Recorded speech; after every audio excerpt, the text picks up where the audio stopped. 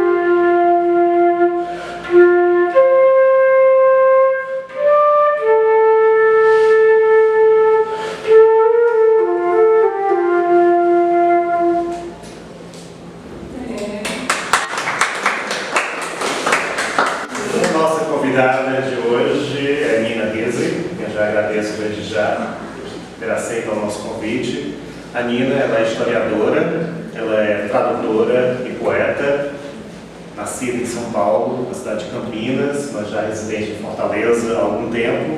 Articula o sarau da B1, é graduada em Artes Dramáticas pela Escola de Comunicações e Artes da USP e é formada também em História pela Unesp.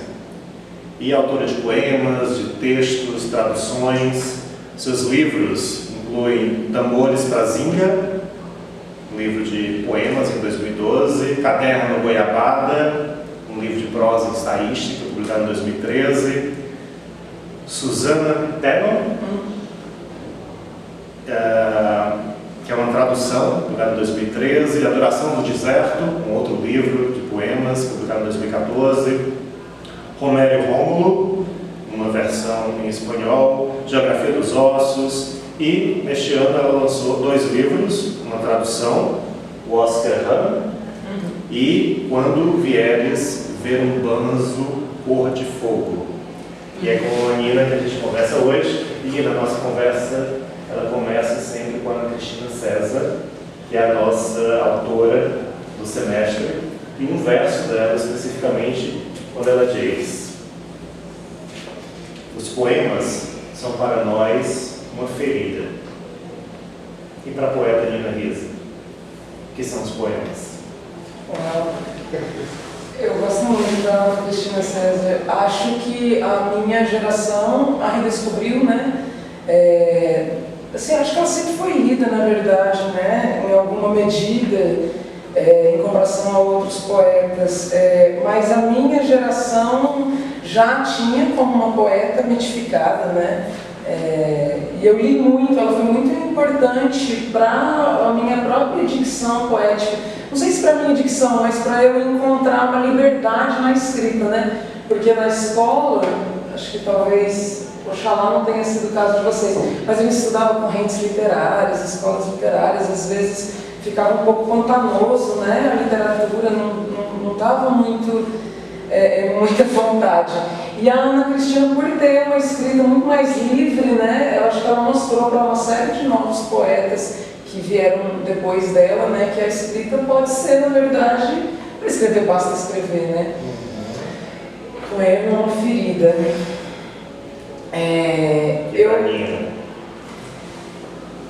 Tem uma imagem que eu gosto muito, que está num poema, ensaio breve do Jacques Derrida, que se chama O que é Poesia. E ele traz uma imagem de um ouriço na estrada sendo atropelado, e ele diz que o poema é um acidente, e ele também diz isso da ferida. Ele é a ferida áfona e ele é o acidente. Acho que o poema é uma coisa louquíssima. A gente começa a escrever e não sabe o final da poema, né? Você tem uma ideia, começa um verso e não sabe como ele termina, diferente de um texto acadêmico, por exemplo, que você tem um lugar onde chegar, você precisa de alguma maneira, em alguma medida, provar coisas, né? Ou, enfim, E o poema ele é extremamente aberto, né? Ele é uma coisa jogada, é um animal no meio da estrada. Eu gosto muito dessa imagem.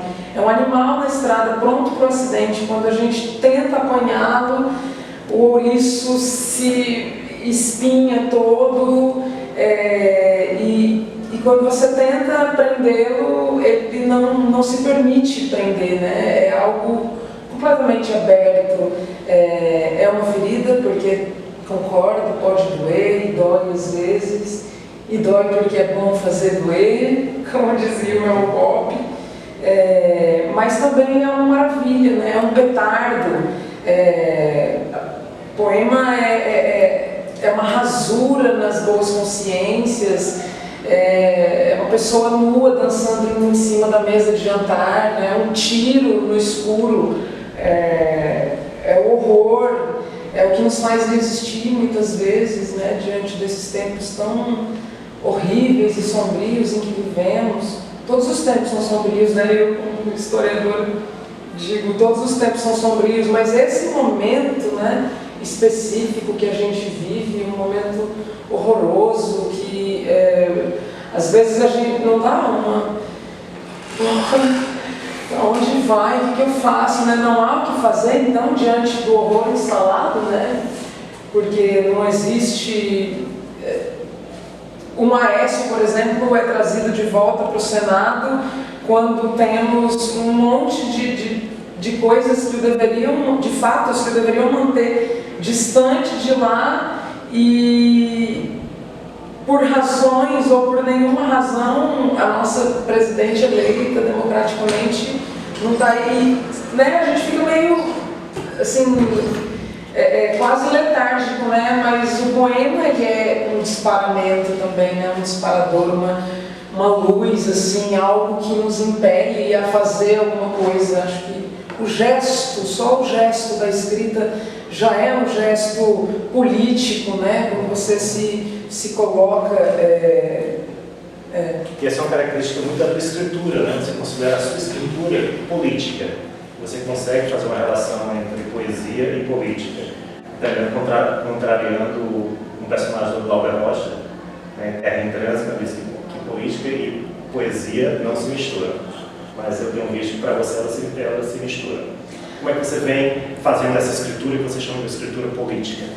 Na verdade, para você ver, o Aristóteles, por exemplo, quando vai falar de poesia, coloca a poesia dentro de um livro chamado Política. Isso acho que já sinaliza um pouco os termos. Talvez os filósofos africanos, de onde eles chuparam toda a filosofia deles, também tenham dito, né, em algum livro chamado Política, que não chegou a nós. Mas não vejo a poesia descolada da política. Não importa o que o poema, né, tematize. Eu posso, por exemplo, num livro como esse, que é um livro que tem uma pulsão mais erótica, fazer política. Aliás, lógico, uma mulher se colocar eroticamente, né, dentro de uma escritura é uma política, sim. E eu acho que não é perguntar, né, para a política se os poemas, o que são os poemas, né, mas o contrário. Eu acho que o mundo, na verdade, esse tempo sombrio é que não está, que não merece, né, essa poesia. A poesia, ela arranha tudo isso, mas o gesto da escrita é um gesto essencialmente, fundamentalmente político. E lógico, quando os poemas tematizam, né, fatos ou essências políticas, sei lá, vocês viram, né? Aí também, ainda mais, ou não, ou na mesma medida, né? Os poemas são elementos políticos, né, dentro da sociedade, dentro das literaturas todas. E Nina, nessa tua longa já trajetória como escritora, esse teu último livro, ele traz, quando vieres ver um Planos do Cor de Fogo, uma nova experimentação sua como escritora que você chamou de uma poesia selvagem. Como foi essa tua construção como poeta até chegar ao que você está denominando de uma poesia selvagem? Eu gosto muito de experimentar de diversas maneiras.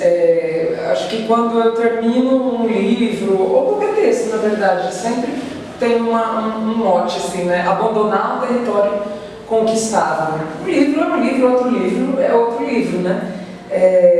Então, nesse livro anterior, por exemplo, tem experimentos formais, né? Talvez mais estranhos na leitura. Acho que não são poemas fáceis de se ler em voz alta, né?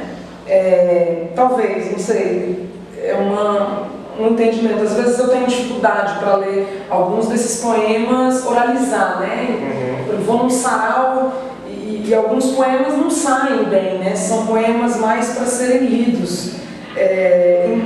Tiveram uma experimentação formal completamente diferente, né, desse outro. Acho que tem a ver também com uma intenção, né? Talvez esse livro anterior, A Duração do Deserto, acho que eu queria, de alguma maneira, ou a escrita foi se fazendo, né, de uma maneira muito mais dura, árida, seca. São poemas mais doloridos, mais difíceis, né? Já esse livro, como você disse, você leu, que graça. É tão bom encontrar um leitor, né? Senão a gente não publicava, né? Lógico, deixava guardado lá. São poemas onde eu gostaria de encontrar uma poesia anterior à civilização, ao claustro, às jaulas, ao bom modismo ou aos bons modos, uma ideia de séculos e séculos, né? A cada tijolo da civilização que significou também um aprisionamento, né? Então, nesse livro eu queria alcançar uma liberdade, sabe? Tem um ensaísta e também poeta mexicano chamado Heriberto Yepes, e ele fala num livro dele, que é alguma coisa a poesia na era do Neolítico e da propaganda, muito bom. Eu posso passar o PDF para vocês depois. E é um manifesto, né? Uma parte do livro é um manifesto. E ele fala que a primeira poesia foi feita pelos animais, pelos xamãs, pela dança. São os primeiros xamãs da linguagem, os dançarinos, os animais selvagens. E é verdade, né? Acho que formou-se uma ideia de que a linguagem, essa falada, escrita, as outras linguagens estão subordinadas, né, à linguagem verbal. E não é verdade. Acho que é verdade, né? Os animais quando fazem amor, os animais quando caçam, os animais quando destroçam, ou quando simplesmente estão vivendo junto à natureza, eles estão fazendo poesia, né? Sabe que eu pedalo, né? Hoje eu não vim pedalando porque está muito sol. Mas eu moro no Benfica e eu trabalho no Aldeota, e todos os dias, quando eu vou trabalhar e quando eu venho, o céu muito aberto, porque tem poucos prédios, né, na avenida, muito mais do que a gente queria, né? Mas não são tantos, mas dá para ver um céu assim, muito aberto. E a cada 5 segundos, assim, o céu já é outro. E todos os dias ele é outro. E todos os dias eu fico tão deslumbrada, assim, às vezes eu paro com a bicicleta, assim, para não cair, sabe? Diante do maravilhamento que é essa poesia selvagem, que não sou eu que estou fazendo, que não são os meus olhos que estão fazendo, né? Ela está ali para ser contemplada. Eu também vivi, né, na zona rural por toda a minha infância. Então, talvez, pensando sobre isso agora, inclusive, talvez esse livro também seja uma forma de me reaproximar, né, de algo tão importante para mim, porque eu espero um dia voltar a viver longe, né, da cidade, embora faça tantas coisas aqui e goste. Então, os poemas foram se fazendo muito mais livres, embora haja uma outra experimentação também na forma, né? Acho que aqui também tem uns poemas que não consigo ler, talvez, em voz alta, né? Virem outros poemas diferentes, né? Do que são quando lidos. Mas isso acontece com qualquer poema, né? Você pode ler algum que você considera que possa ser oralizado agora? Sim. A literatura erótica não é um ramo menor, né, da poesia, em detrimento de uma poesia de cunho mais político. E quando feita por uma mulher, né, acho que alcança uma potência outra, né? É importante as mulheres, a gente deseja, né? A gente sente, e é importante afirmar isso. Quando uma mulher escreve um poema erótico, é poema de mulherzinha, né? Quando o homem escreve um poema erótico,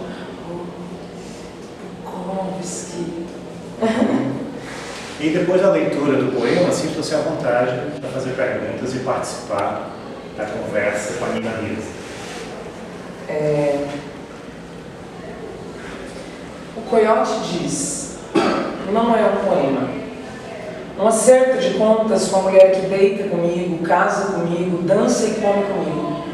Lembro poemas próprios, poemas da vida real, o uivo de Ginsberg, seu uivo na tarde, quando a criança brinca na vizinha, e eu brinco e brinca a mulher que me lê poemas em 1001 noites e abismos, que enquanto ouço isto, não aquilo, sussurra a boca longe, 5 centímetros dos meus dedos, e uma surdez tão linda, mas Antônia, você parece louca, e louca esperneia e se debate, geme, me bate. Vai, dorme enquanto faço tapiocas, acorda enquanto durmo e reclama que desperdiço as manhãs da promessa mais antiga. Vamos foder o dia inteiro?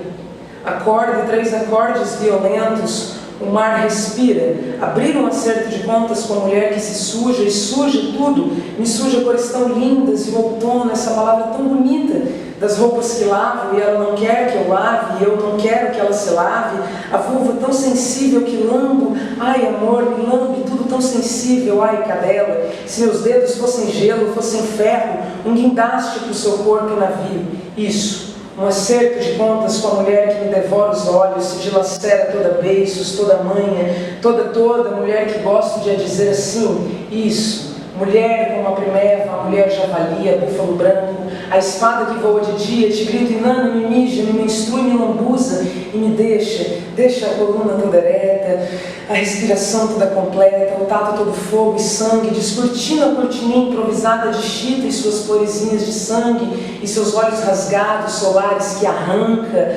arregalada, arreganhada e ainda mais aberta para o acerto de contas, os pratos limpos, as xícaras limpas, suas calcinhas limpas, tudo limpo, tudo às claras e mando tudo às favas. Caso, voo, amo, morro, um verso repetido, como todo poema que não é poema, é um cabelo que me pingue, que me mela e que me cresce, se embola em cocorutos pelos cantos. São coisas que dizia, que lia, que me movia a esperar, esperar, esperar, pro acerto de contas.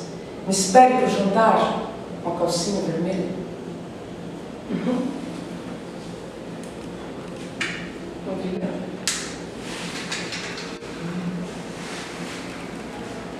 Com vocês, perguntas?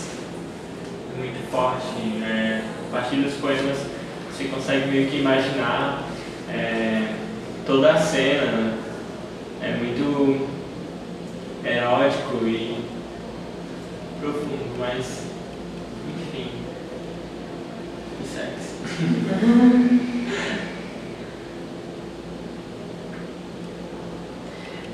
Essa dimensão do cotidiano também, o cotidiano não é menos importante do que temas maiores, né? Deus, a vida eterna, o abismo.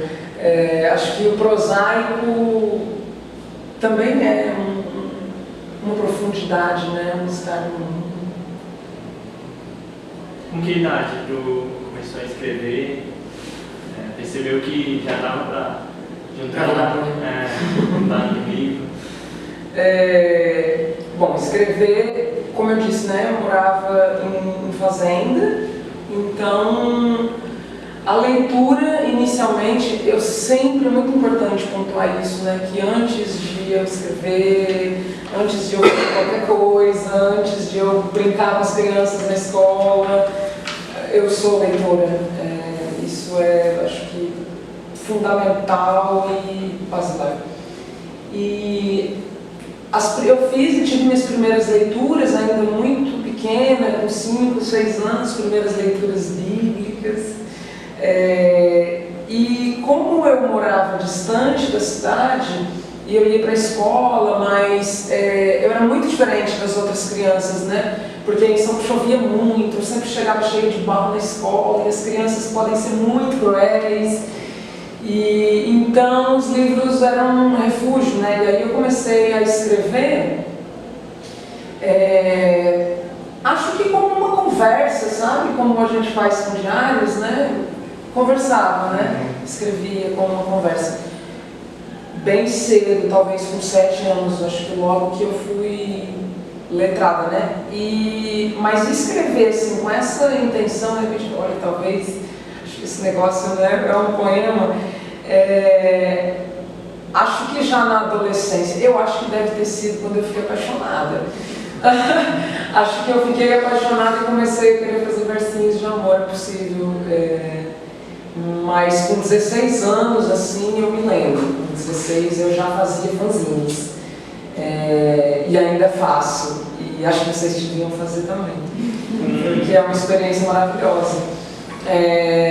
Então, aí tinha coragem, né, de fazer fanzine e passar para frente, fazer trocas e tal. Então, acho que 15 anos, talvez, 16. E aí não parei. Falou da tua idade, começou a escrever com 7, não foi? Foi. Lembrou muito a Ana Cristina César, que ditava poemas para sua professora aos 6 anos de idade.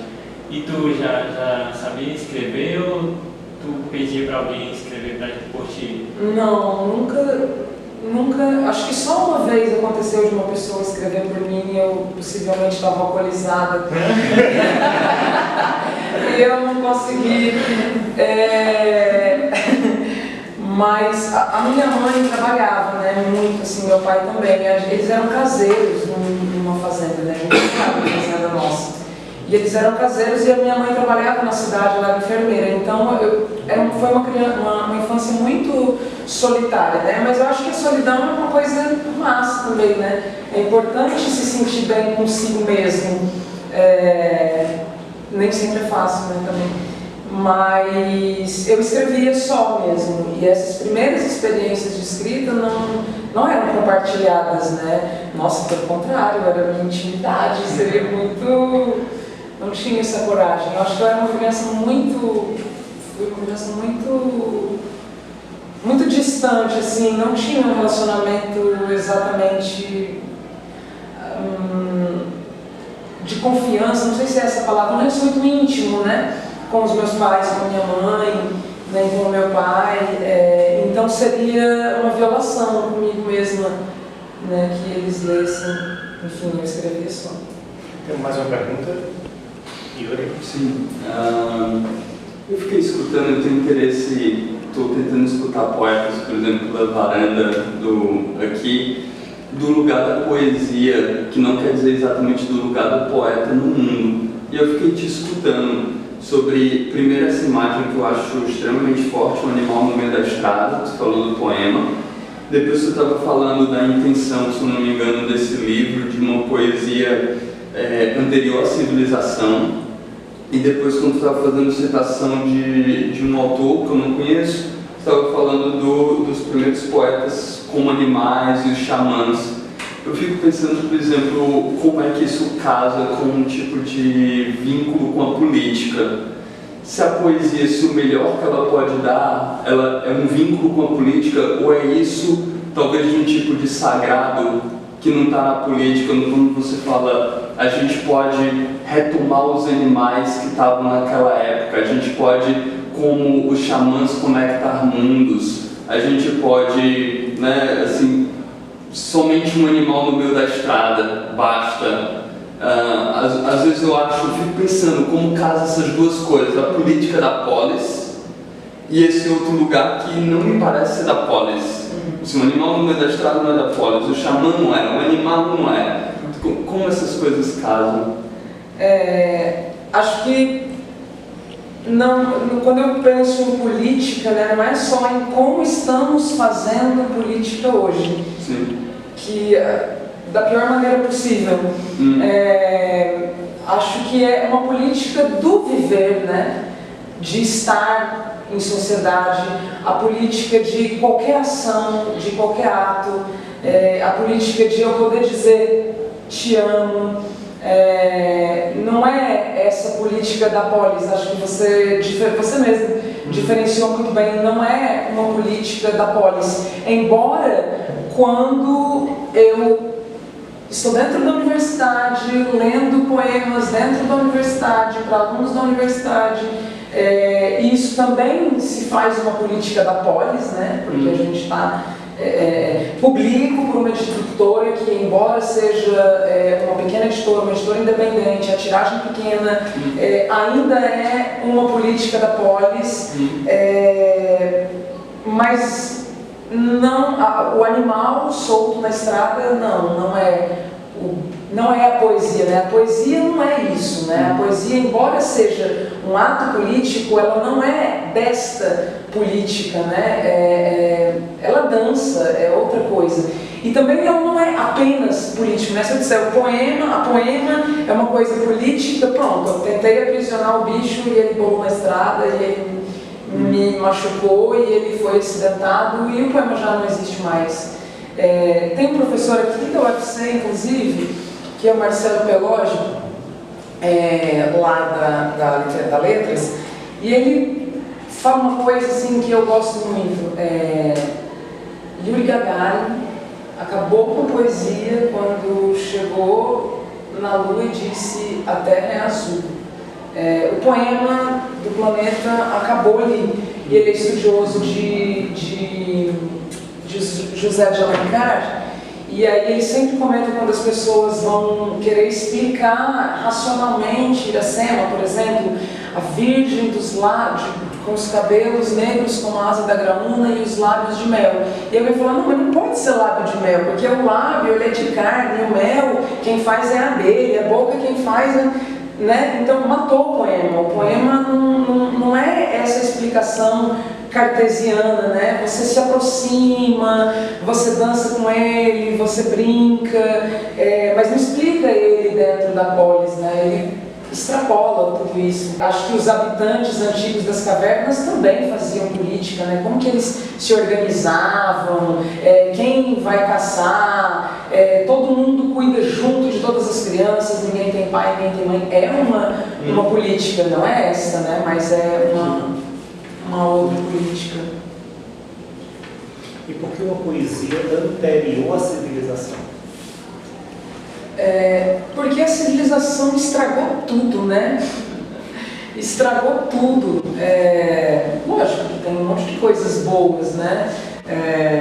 Sempre vai ter um engraçadinho que vai falar que eu vou sair daqui e vou entrar no smartphone para mandar mensagem para mim, é verdade. A civilização tem coisas boas, aproximou, né?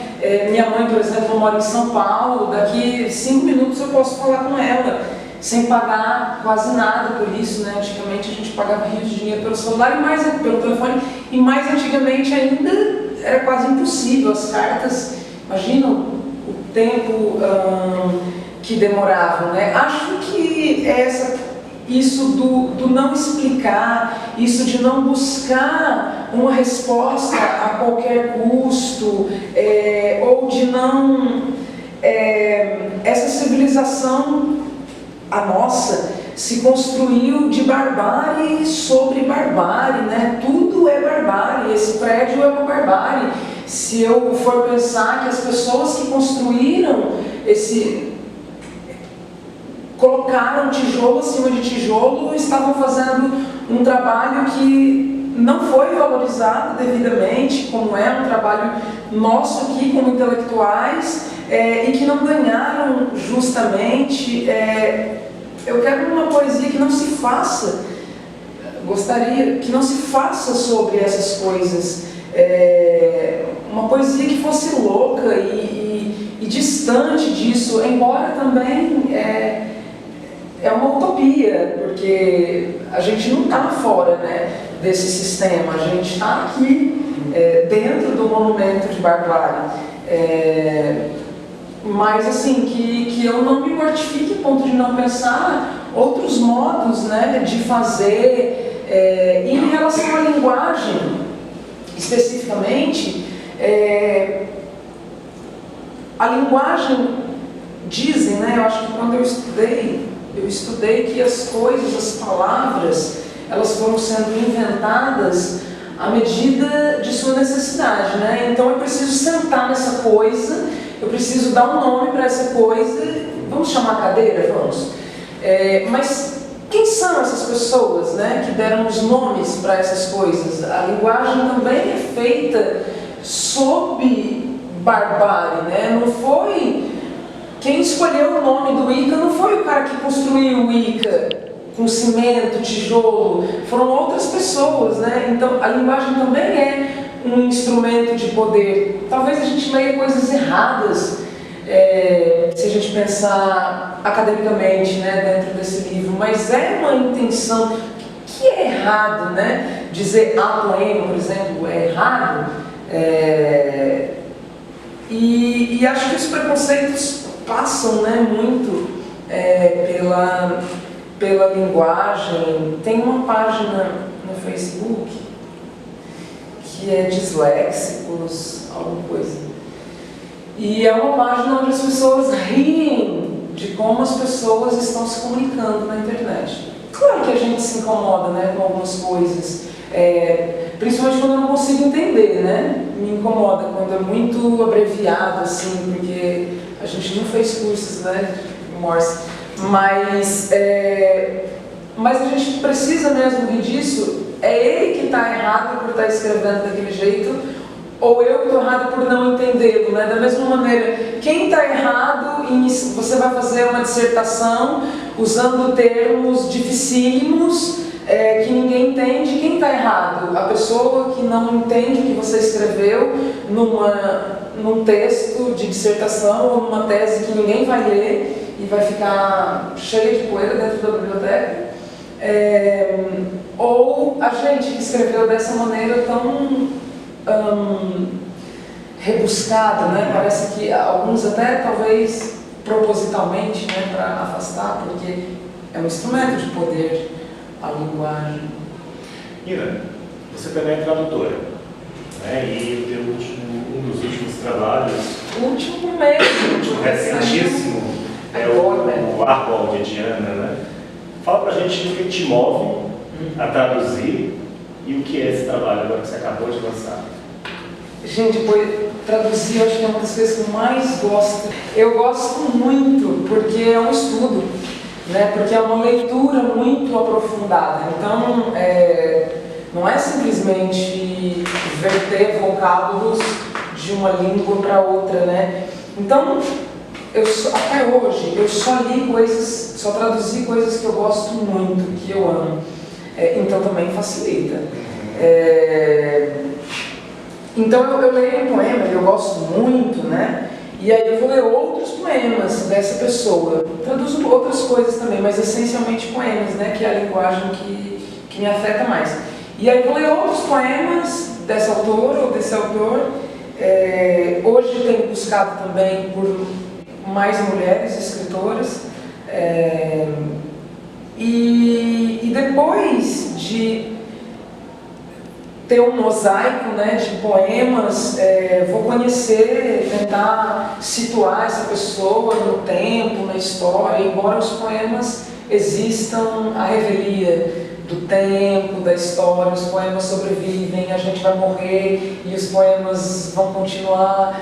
Aí o poema pode estar falando que a Somália, 300 mortos, mas ele não é um poema de circunstância por causa disso. Daqui a 300 anos a Somália não vai existir, mas o poema vai continuar existindo dizendo outra coisa, porque é uma abertura, porque é um bicho rolando na cidade. Quem é essa escritora? E a Alejandra Pizarnik é uma poeta argentina, 55 anos, na verdade, que foi publicado, e faz 45 anos que ela morreu. É uma autora que eu pesquiso há uns 8 anos, logo que eu vim para o Ceará, olha que coincidência, que eu comecei a traduzi-la, né? Eu faço mestrado na literatura aqui na UFC e eu pesquiso essa autora, traduzo algumas obras dela para a dissertação, como é o caso dessa obra, e do Inferno Musical, que é o seu último livro. São 2 livros muito distintos também. Esse livro são poemas muito curtos, quase salmos, assim, salmos muito negros, aliás. E nesse último livro, uma linguagem mais fragmentada. Eu sou apaixonada pela escritura dessa mulher, assim, mas muito. Então, quando eu li os primeiros poemas dela, eu não me lembro como foi, mas talvez tenha sido na Argentina mesmo, e eu conheci a irmã dela na época, e depois entrei em contato com... Na verdade, eu entrei primeiro em contato com o Santiago Caruso, que ilustrou uma obra dela chamada La Condessa Sangrenta, que já foi traduzida para o português, que é um ensaio dela sobre a Elizabeth Bathory, aquela condessa húngara que matava as mulheres e se banhava de sangue para permanecer bela e jovem. Essas histórias todas dos desenhos que a gente assistiu vêm dela, né, dessa Elizabeth Bathory. E aí eu entrei em contato com ele, que me colocou em contato com a irmã dela, e aí foi quando eu comecei a traduzir, e ela me colocou em contato com a Ana Bessiu, que era amiga dela e que compilou toda a obra, diários, prosa, poemas, enfim. E aí, assim, já estava muito avançada, né, no processo de tradução, tivemos um problema, um imbróglio gigantesco editorial, que dói só de pensar, lembrar, falar, mas a Random House, que é a maior companhia editorial do mundo, né, comprou os direitos dela, e aí a nossa conversa sobre a publicação ficou um pouco travada, e aí eu falei, fazer eu, né, já está pronto, só a pirataria nos une, vamos... E aí fiz esse livro artesanalmente, com papel reciclado, claro. Ai, que delícia. E ela entra muito na minha poesia, né? Porque, como eu dizia, traduzir é um processo, é uma leitura muito mais detida, né? É uma pesquisa. Então, assim, 7 anos dormindo com essa criatura, né? Lógico que ela ia se infiltrar dentro da minha poesia. Inclusive, eu abri aqui uma página, tem um poema que quem lê esse livro vai reconhecer logo, né? A referência, assim, embora não seja uma referência nota de pé de página, é um outro tipo de referência, né? Diz que não sabe do medo da morte e do amor. Diz que tem medo da morte e do amor. Diz que o amor é morte, é medo. Diz que a morte é medo, é amor. Diz que não sabe. Esse é o poema número 20. São todos poemas muito curtos. E que eu gosto muito. Esse livro foi prefaciado pelo Otávio Paz, que foram amigos, né? Ela viveu alguns anos em Paris e quando ela esteve lá, ela entrou em contato com toda a vanguarda literária da época francesa, traduziu, ela também era uma tradutora, traduziu Artaud, traduziu Vives Bonnefoy, Marguerite Duras, traduziu essencialmente do francês, né? Enfim, e ela tem uma poesia de naufrágio, sabe? Uma poesia que tem uma linguagem muito como uma flecha que vai direto no alvo da poesia, sabe? mas que fracassa, como todo poema, né, tende a fracassar. Tem um poema aqui que eu gosto tanto, deixa eu encontrar. Olha, uma olhada através do esgoto pode ser uma visão do mundo. A rebelião consiste em olhar uma rosa até pulverizar os olhos. Maravilhosa. Acho que tem a ver com isso, né? Do céu, tanto a beleza como as revoluções são micropolíticas também, né? Coisas que se fazem silenciosamente.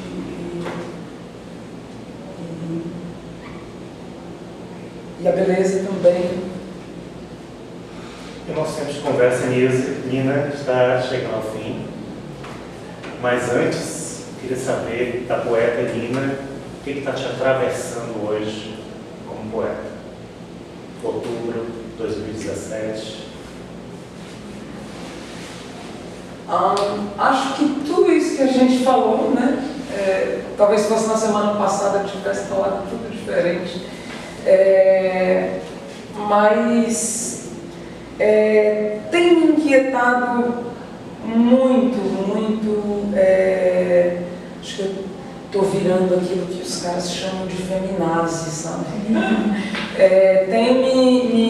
Sempre me moveu, é claro, sempre, não sei se sempre, né? Mas assim, desde há muito, né?